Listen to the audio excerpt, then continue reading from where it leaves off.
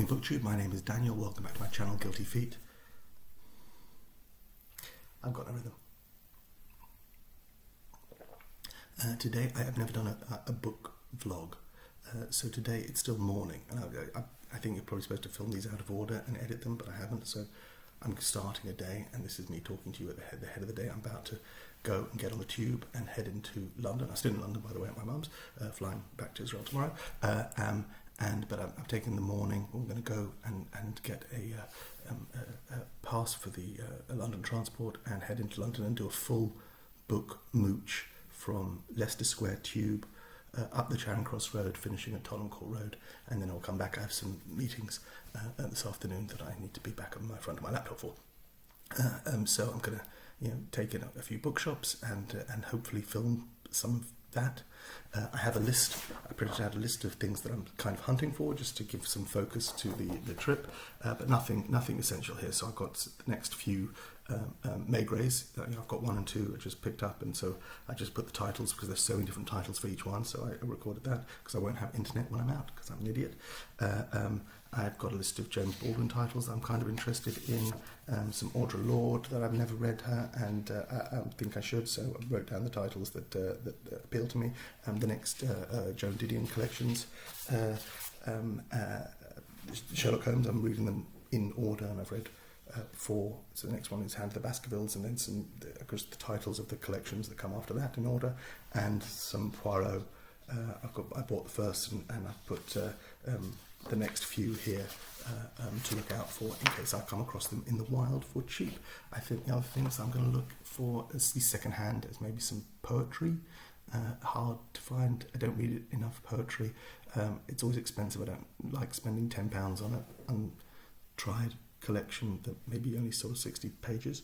But if I find some modern poets in second-hand bookstores, I may try something I haven't tried. So that's it. Okay, that's it for now. That's my intro. Oh, and I've also, hopefully at the end of all this as well, if I haven't bought that much, I'm not anticipating making a big buy because of my ongoing largest book haul in YouTube history. I will tell you what I've read this week. So this will be a sort of vlog / week. I don't know. See you later. Bye. And now it's the end of the day, so I am filming these out of order, which is super fun.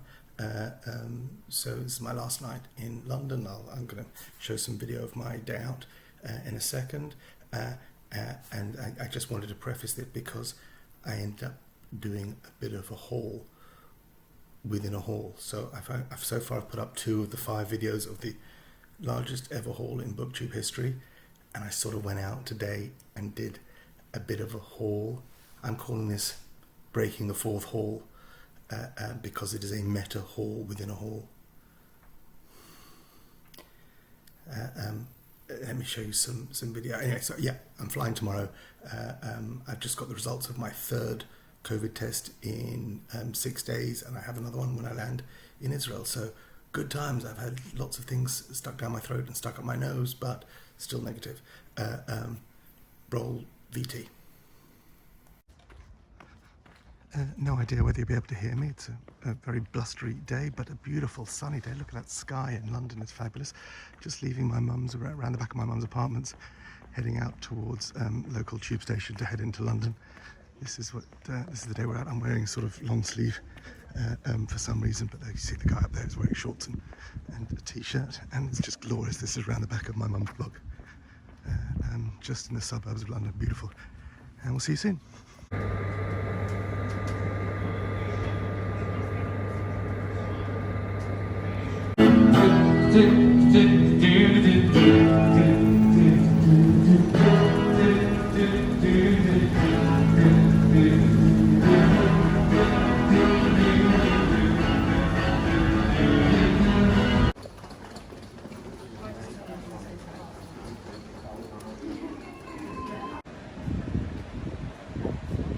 Here we are in Leicester Square.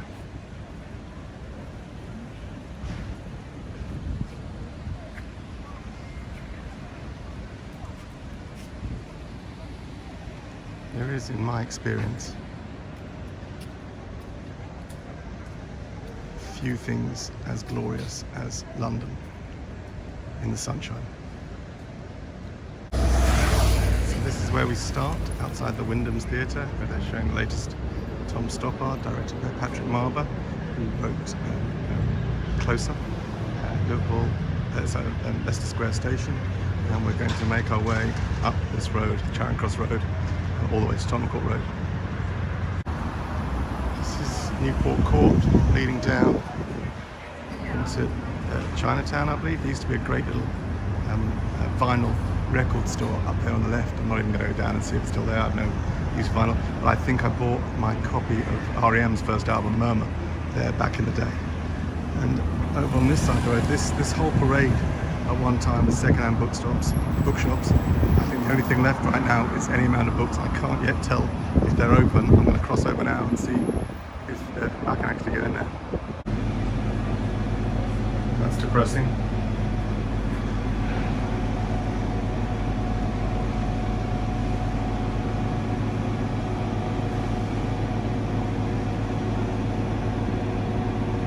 There's fabulous ladybird books down there.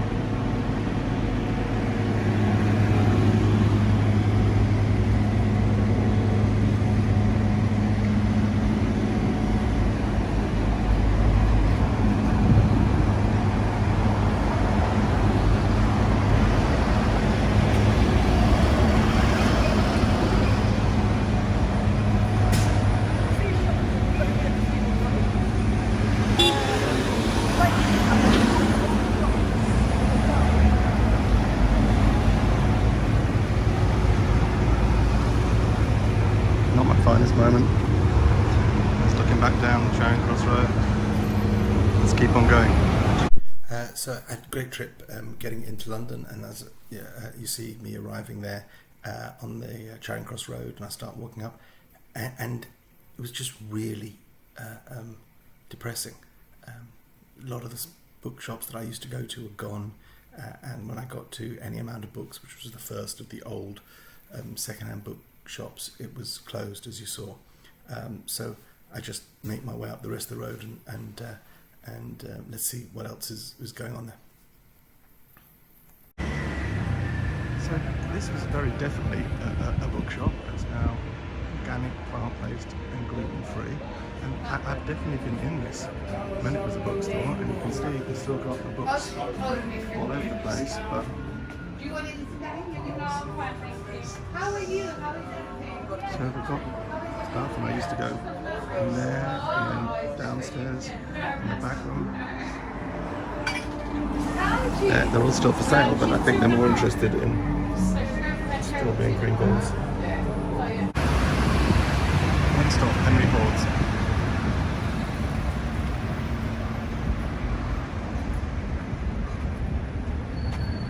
Signed first editions. Signed first edition of the Fire in the Sun.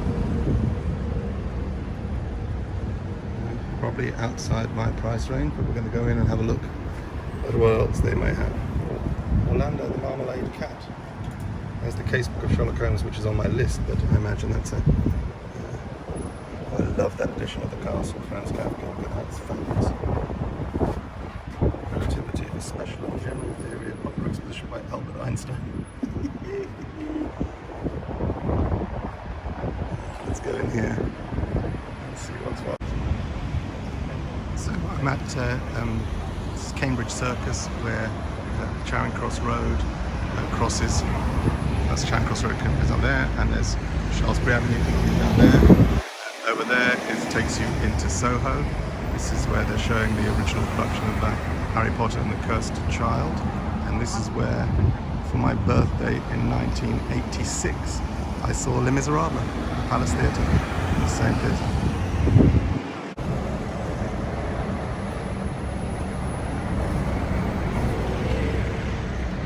And this is where Blackwell's used to be, at the back there. And many, many years ago, this on the right here, which is now Jamon, a Spanish restaurant. I think this is where Sports Pages was, which was a bookshop dedicated to books about sport, with a whole, a massive section in the middle that had fanzines from every club in every sport It was just a fun place to mooch around. I'm not the world's biggest sport fan, but I always used to pick something up there. Perhaps the William Hill Sports Book of the Year or something, and that's much missed.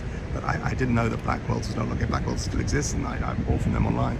But I guess this store, which was set back from Charing Cross Road, which I thought was rather a flagship store for them, seems to have completely disappeared.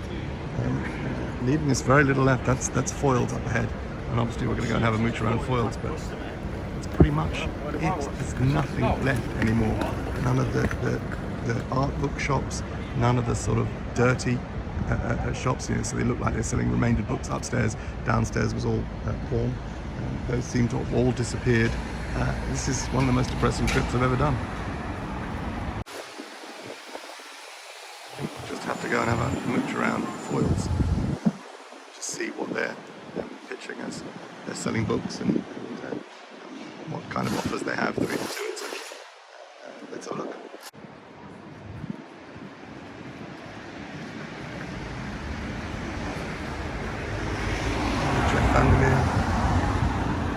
Fiona Mosley. There's the paperback of Burnt Sugar, Just Some Eggs. There's the Hilary Mantel, which I already bought. There's the cast, there's the George Saunders that I've got. There's the paperback edition of Kim Jung, which I didn't love.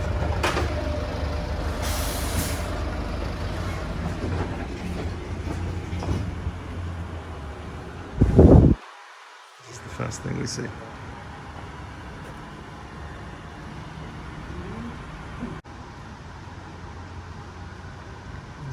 Transition Baby. I've got the new David piece. This is the third in the Tokyo trilogy, signed first edition.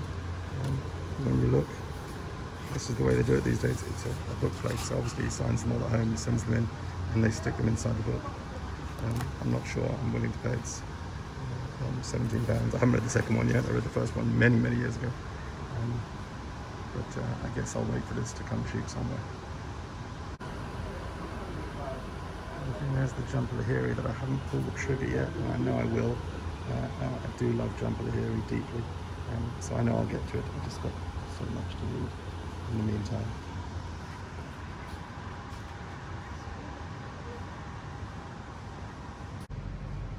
I always like looking at the staff picks because they surface some interesting things.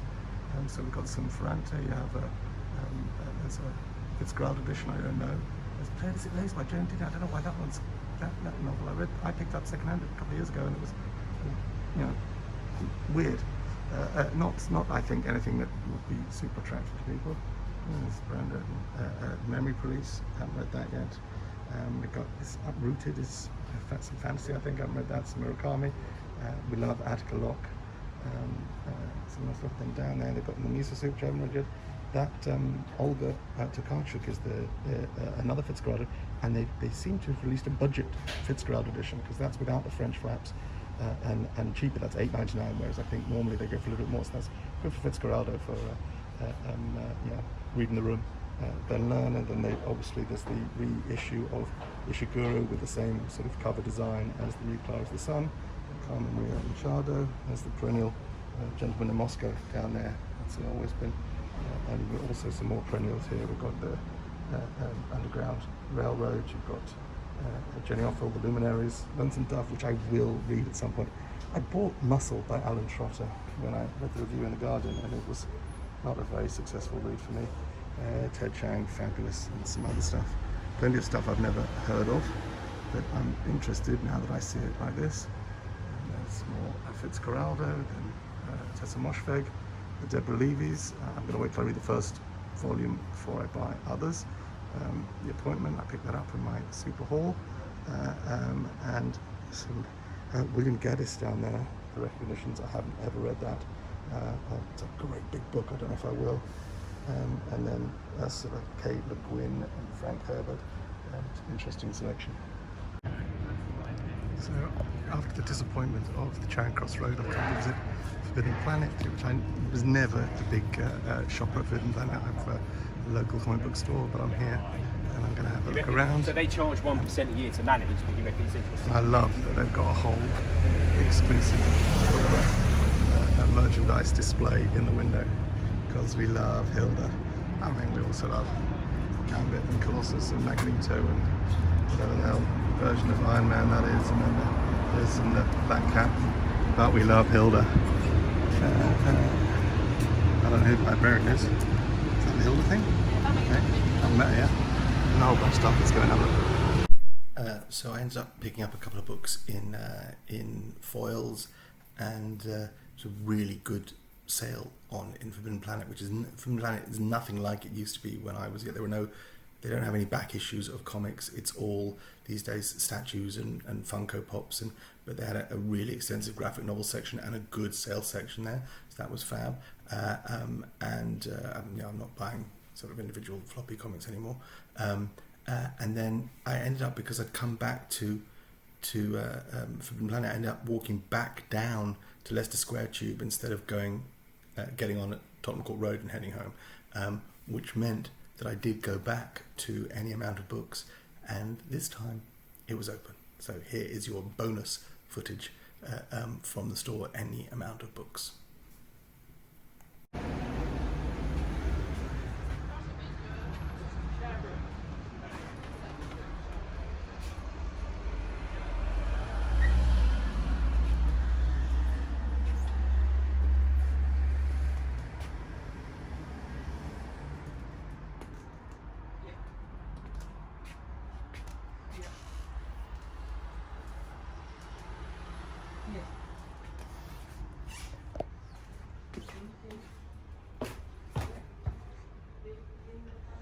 Let's go downstairs.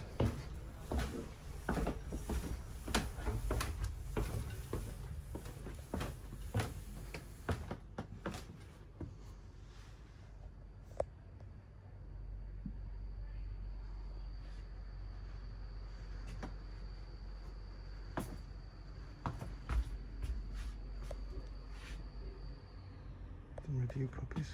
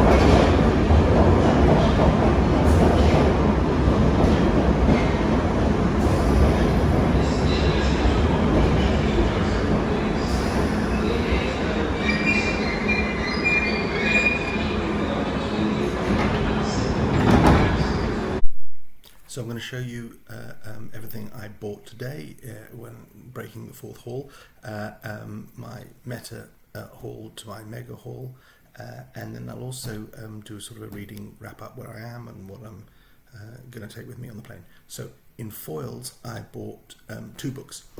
One of them is this collection of Order of Lord, Your Silence Will Not Protect You, which has got some essays and some poetry. I was hoping to get some Order of Lord, and I just splashed out full price in foils. I saw it there. It's a beautiful pink edition with the French flaps from Silver Press.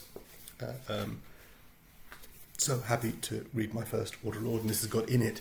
It has the essay, which has caught my eye because they've been selling it on it as a standalone, and it's the essay titled "The Master's Tools Will Never Dismantle the Master's House," which is a great title for an essay, powerful in its own right, and I'm looking forward to having my first taste of Ms. Lord.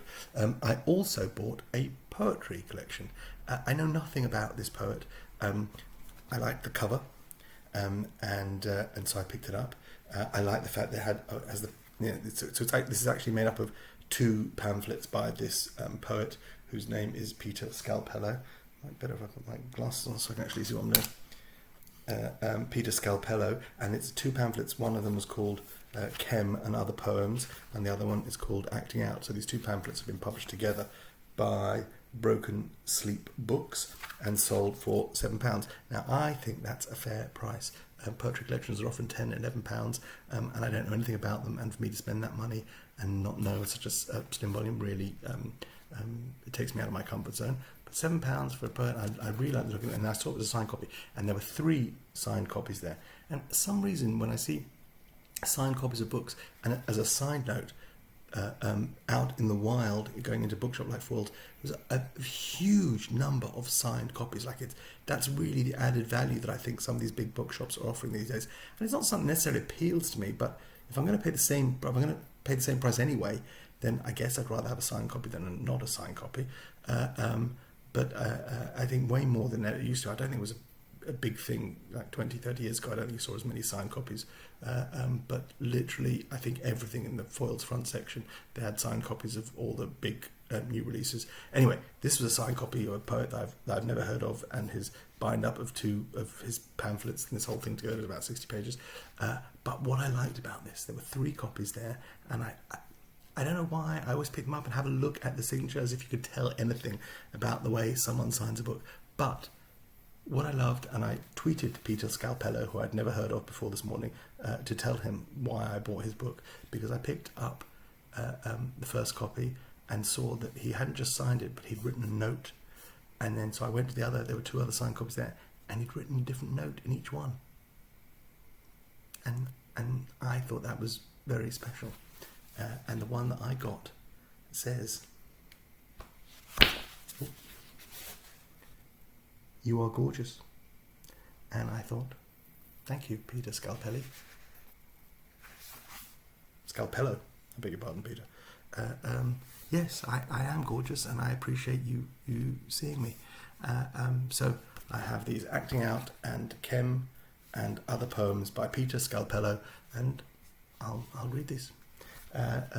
Then when I came back down to Any Amount of Books, I bought one thing only there from all the up and down I did, and I showed most of the shop and down into the downstairs, and I picked up this.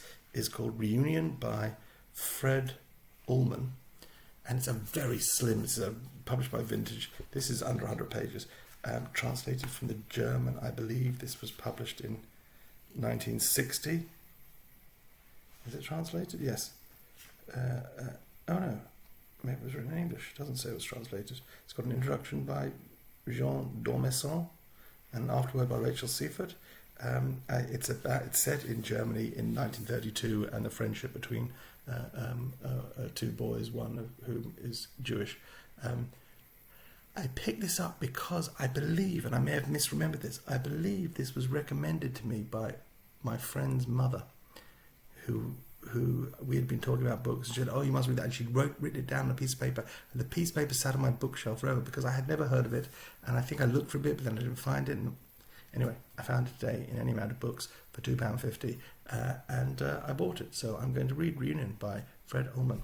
Now, I went a bit mad in Forbidden Planet, which I was never a big fan of as a store, but they had a graphic novels, and they had a great graphic novel sale selection, so I bought a few things. So I think are good prices. So I've got this complete collection of S.H.I.E.L.D. These are very early S.H.I.E.L.D. appearances with Nick Fury before he was Samuel Jackson. That's kind of what Nick Fury looked like. And these are not the Jim Steranko. This is written by Stan Lee and drawn by Jack Kirby, and some of the later ones are written by Jack Kirby as well. And this is old 60s spy. This is Hydra, and I've never read any of these. These are from the originally published in a comic book called Strange Tales. This is before my time, and probably out of my range in terms of, they're not so expensive. I guess if you buy these issues, $50-$60 maybe for the individual comics, but I'm not really collecting comics anymore. But this collection was £4.99 for some classic Stan Lee, so I thought that was a good thing. I quite like S.H.I.E.L.D. and anyway, yeah, that's what I spent my money on. I also bought this for no good reason at all, Lake of Fire by Nathan Fairbairn, which I know nothing about, but I think Amazon has suggested this to me a couple of times. and I think I looked for it on eBay if I got it at a good price, but I paid £1.99. How can you go wrong? £1.99, cover price $16.99 for I think this might be a complete run, 5 issues of a mini-series.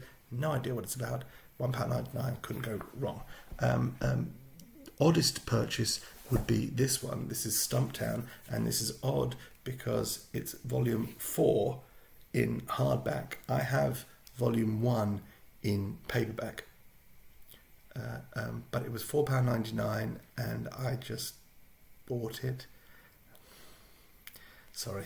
And then the other two I'm quite pleased with. The last two is, the first one is this. This is the complete Angel Catbird, which I've been looking at a little bit. And if you don't know what Angel Catbird is, then you're just like me. I have no idea what Angel Catbird is about, except the interesting part of Angel Catbird, and this is a 3-issue story, is that it's written by Margaret Atwood. Yes, a comic book that was written by Margaret Atwood, who it turns out kind of like comic books. So just to be clear, this is comic story with something called Angel Catbird, who is half cat, half bird, and there's a big introduction by Ms. Atwood. So this has been on my radar. I looked at this and I didn't know there was a complete edition. I think there's 3 issues, and I had looked at them and not bought them. And so I'm very happy to get the complete Angel Catbird and add to my Atwood collection for this. Also cost me £4.99. That was great. And then the last thing, this is actually genuinely exciting. I bought this because I saw it, and this is The Mystery of the Meanest Teacher, and it is written by Ryan North, who wrote those Squirrel Girl graphic novels. And I have the first one, and I haven't got to it in the haul yet, but I bought 4 more of them anyway. I don't know if that video's come out, but so I've been looking for more stuff by Ryan North, and this is Johnny Constantine, who is a teenage John Constantine, except he's in school in Salem. The whole thing is nuts, but I love the idea of a young adult John Constantine, who is the Hellblazer and is, one of the master of the dark arts, etc., etc., etc., created by Alan Moore, who must be spinning in his grave. Alan Moore is not dead, but I'm willing to bet Alan Moore has a grave dug in his back garden, that every time someone does something to a character he created, he goes out into the garden, lies down in the grave, and just spins. And this is exciting. And then I'd never heard of this, and I took it to the counter and said, "Can you just let me know, is this part of a series? They're doing a series of these things? Are there more of these? Is this the first one?" And he said, "Well, I don't know." And he looked up and said, "Well, it just seems to be a standalone." And then I came home and looked on the computer, and I don't think it even comes out for a couple of weeks. Amazon could, everywhere, Goodreads is all saying that it comes out at the end of June. So I picked it up. I paid £7.99 for this. I'm super excited for this young adult John Constantine as a schoolboy. John Constantine is always in comics smoking a cigarette, and here he's got his Kojak lollipop. Love this. Really excited to read The Mystery of the Meanest Teacher, written by Ryan North, art by Derek Charm, who I'm not familiar with, but I just like the whole look of this, and really excited to get it. If you know anything about John Constantine, he first appeared in Swamp Thing. It was a movie with Keanu. There's been there was a TV series which got cancelled, and then it got moved into that other CW superhero. Anyway, John Constantine, and this is him as a kid. Wow. So that's my haul. Okay, draw a line and then take you through the books that I've been reading, because it's been a while. I did a Monday reads before I left. Anyway, the last book that I was reading was Joe Lansdale's The Bottoms, and I was going to finish this on the plane on the way over here, and I didn't finish on the plane on the way here, but I finished over the weekend. This was absolutely outstanding.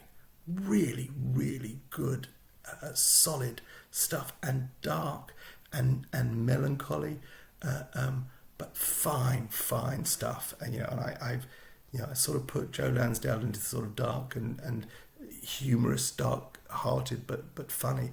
This was solid work, and really highly recommend it. So that's The Bottoms by Joe Lansdale.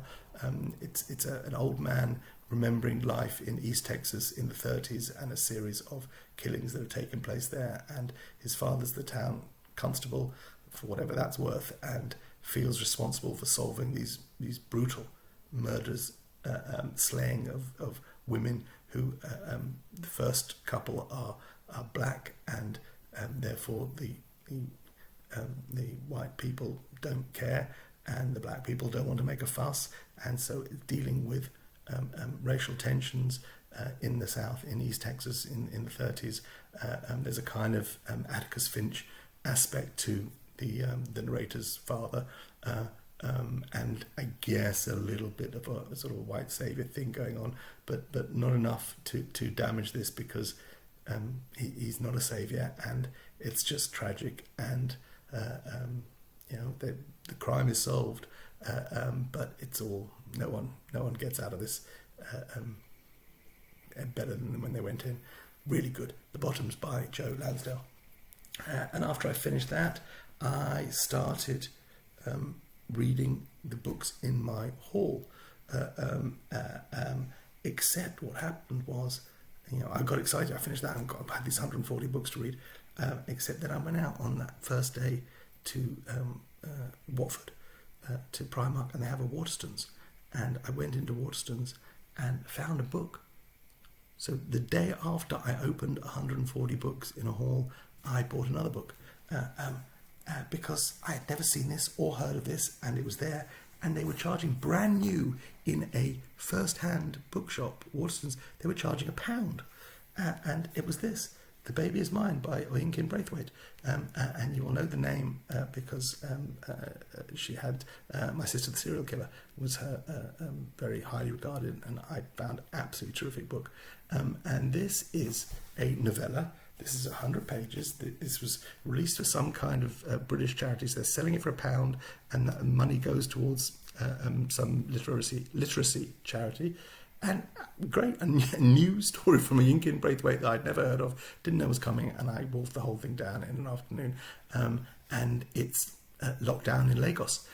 And what happens? It goes back to his uncle's house because his girlfriend has kicked him out, only to find his uncle's wife and his uncle's mistress living there together after his uncle has died, and each one claiming that the baby is theirs, an actual baby that has been born and is being fed and changed, and both these women claiming it's their baby.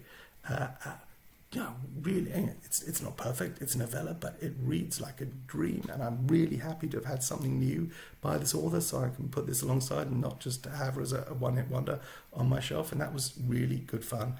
The Baby Is Mine by Oyinkin Braithwaite.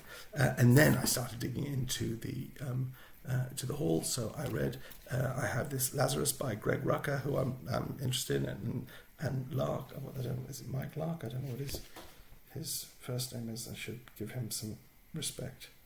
1 second. Yes, Michael Lark, who did all the, I think, worked with Rucker on Gotham Central. Anyway, this is a series that I knew nothing about going in. This is called Lazarus, and there are a few of these. This is book 1. There must be 6 or 7 of these. I'm not sure if it's ongoing or I think it stopped, but then maybe there's some follow-up to it. I knew nothing about this world. I didn't know what to expect at all. This is a collected maybe 4 or 5 issues from the Lazarus story. This was great.